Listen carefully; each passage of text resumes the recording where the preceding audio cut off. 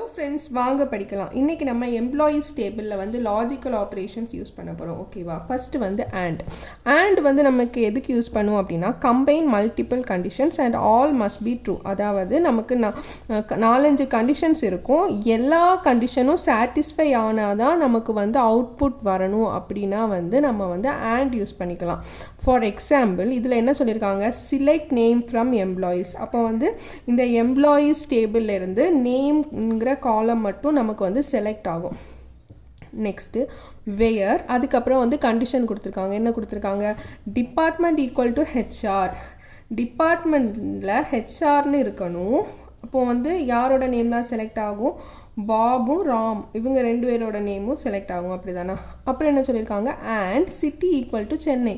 அப்புறம் வந்து சென்னை, சிட்டி வந்து சென்னைன்னு இருக்கணும். இப்போ இங்கே எதெல்லாம் இருக்குது, பாபுக்கு வந்து மும்பைன்னு இருக்குது, ராமுக்கு வந்து சென்னைன்னு இருக்குது. அப்போ நமக்கு அவுட்புட்டில் யார் வருவா, ராமோட நேம் மட்டும்தான் வரும்.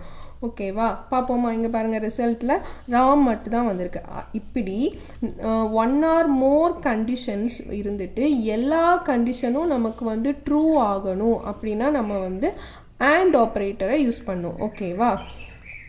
அடுத்து என்னது, ஆர்னா என்ன, இந்த ஆர் ஆப்ரேட்டர் எப்போ யூஸ் பண்ணுவோம் அப்படின்னா, 4-5 கண்டிஷன் இருக்கும், ஆனால் ஏதாவது ஒரு கண்டிஷன் நமக்கு ட்ரூவாக இருந்தால் கூட ஓகே அப்படிங்கிற பட்சத்தில் ஆர் யூஸ் பண்ணுவோம். ஓகேவா? இதில் பார்க்கலாமா, சிலெக்ட் நேம் ஃப்ரம் எம்ப்ளாயீஸ் டேபிளில் இருந்து நேம் காலமாக ஃபுல்லாக செலக்ட் ஆகணும். Where department equal to HR or city equal to Chennai. Department வந்து ஹெச்ஆர்னு இருக்கணும். அப்போ வந்து பாபோட நேமும் ராமோட நேமும் செலக்ட் ஆகும். அதுக்கப்புறம் ஆர் அடுத்த ஒரு கண்டிஷன் கொடுத்துருக்காங்க, சிட்டி ஈக்குவல் டு சென்னை.